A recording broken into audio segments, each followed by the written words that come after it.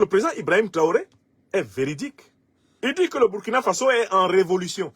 C'est-à-dire qu'on est en train de renverser encore les éléments négatifs et dominants de la société. On est en train de mettre la société au point. On est en train d'ajuster la société. On ne peut pas prétendre qu'on est déjà dans la société ajustée.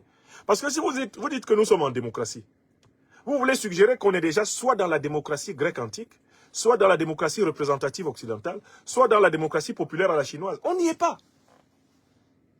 C'est un acte d'honnêteté intellectuelle. Mais écoutez, on n'y est pas pourquoi? Mais parce que nous avons d'abord à redresser par la révolution le pays. Nous avons à créer la prospérité, à créer l'égalité, à créer la justice qui manque. Comment voulez-vous qu'on instaure un régime démocratique sans s'être assuré que les droits qui permettent aux sujets démocratiques de se sentir égal aux autres sujets, ces droits lui sont garantis? Mais quelle démocratie on peut assurer dans un pays où certains meurent encore de faim? De quelle démocratie va-t-on parler dans un pays où certains sont encore exposés aux attaques terroristes? Plus que d'autres. Dans quelle démocratie va-t-on dire qu'on est installé alors qu'on n'a pas encore réussi à couvrir les besoins de santé de la totalité de la population? Dans quelle démocratie on va prétendre qu'on est déjà alors qu'on n'a pas encore assuré à toutes les générations une éducation de pointe?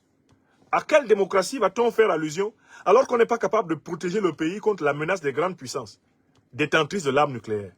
À quelle démocratie va-t-on prétendre alors qu'on n'est même pas encore les maîtres de notre propre monnaie avec laquelle nous faisons des affaires?